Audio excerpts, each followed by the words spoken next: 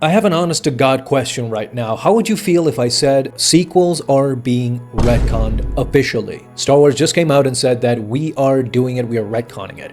How would you feel right now? Just describe the feeling. I feel like I would just blow up with excitement. Let's talk about realistically. Is it real to expect for Lucasfilm and Disney to retcon the sequels? Listen, I'm just gonna go out there, you can call me crazy, but I think that yes, at some point in our history, they will retcon the sequels. They just have to.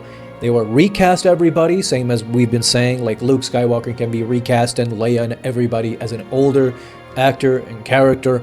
They can do it. For sure they can. How? Let's talk about it in this video. First of all, Star Wars has been embroiled, especially with Disney canon, just retcon after retcon. We just had a retcon in episode 9, where K2SO's backstory just got completely retconned from the comics. And they're still doing it, and I still hate it. I love the comics, I read them constantly, and I want them to have more value. Unfortunately, Star Wars media is just not respecting the comics. So the retcons with Luke and with Darth Vader, K2SO, Kanan's backstory of Order 66 was just completely wiped out from the comics when it came time to the Bad Batch. So retcons are a dime a dozen in Star Wars by now, especially, I'm saying this, especially Disney canon does not respect most of the materials out there except for the movies.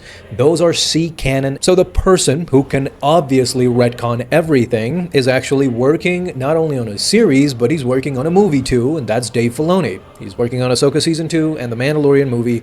And no, I'm not saying that these two will retcon the sequels. But if at any point they want to retcon the sequel trilogy, the sequel timeline, and go back to Return of the Jedi or somewhere post-Return of the Jedi, Dave Filoni is your guy. Why? Because he was the one involved with the world between worlds. George Lucas originally had this idea.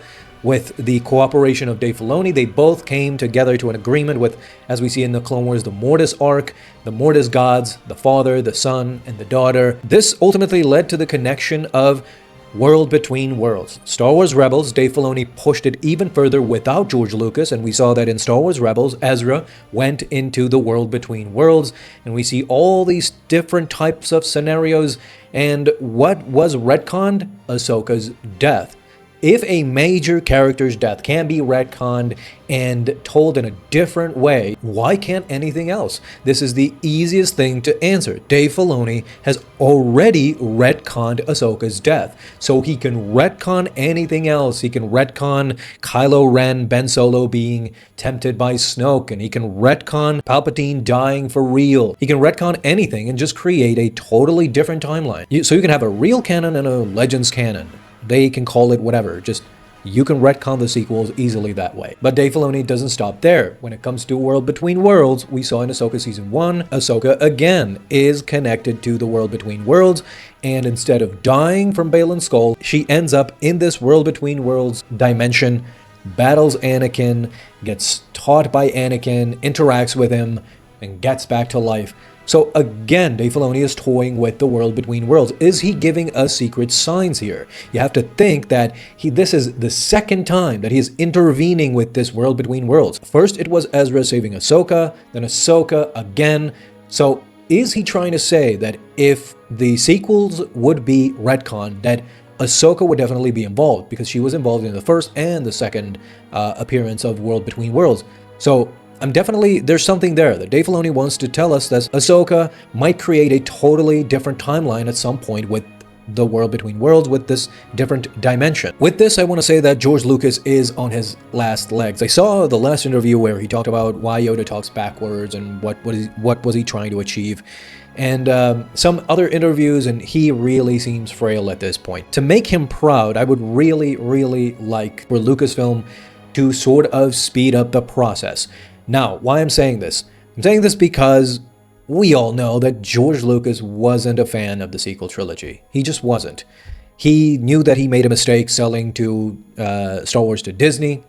He admitted it as such in the Rose interview, if you remember that, Charlie Rose interview. He called them a bunch of names, and he never really talked glowingly about these new characters, these new movies. If there was a comment that I'm forgetting, like, he made it offhand as possible. He never got involved with the sequels because he didn't want to throw shade at the Lucasfilm company his baby, and ultimately what Disney was trying to do. So he just stayed away, and I know that he's a fan of Dave Filoni. Of course, they worked together. He appeared on set on The Mandalorian. I'm sure he's proud of that work, of The Mandalorian specifically, the series, but I can guarantee you that he hates the sequel trilogy just like we do.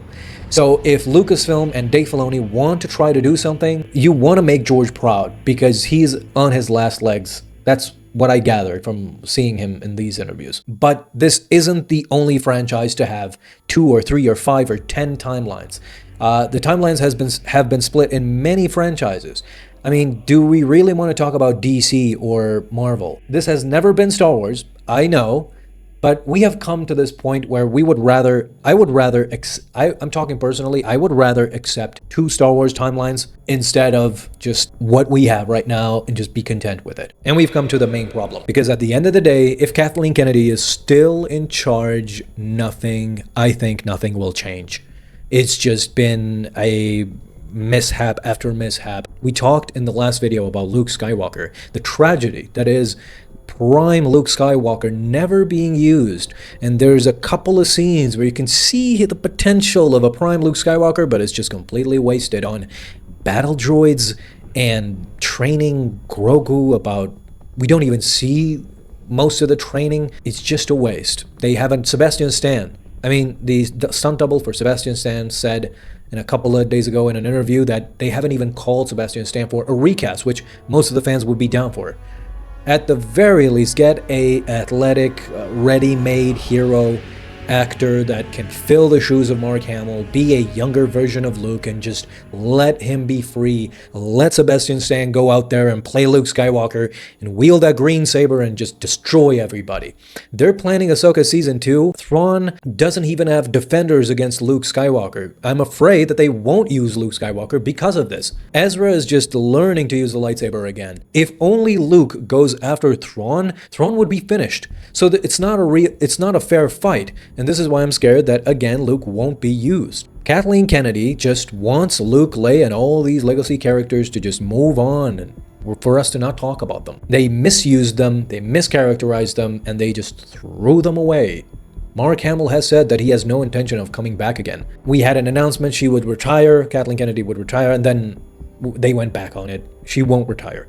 If she won't retire, and if she won't move back, then Dave Filoni, I'm afraid, cannot do anything at the end of the day with being able to retcon it with the world between worlds. So the sequels will be there until Kathleen Kennedy retires in 5 years, I guess, or whatever the case may be. But I think that if there's a chance for the sequels to be retconned, it can only be through this. A main character, probably Ahsoka, enters the world between worlds, changes something that will completely send Star Wars into a new trajectory outside of the sequel trilogy, and we can have ourselves a new sequel trilogy, basically. These are my thoughts at the end of the day, and I think this could and should happen. Of course, let me know down below what do you guys think too. Subscribe, like. We'll see you next time.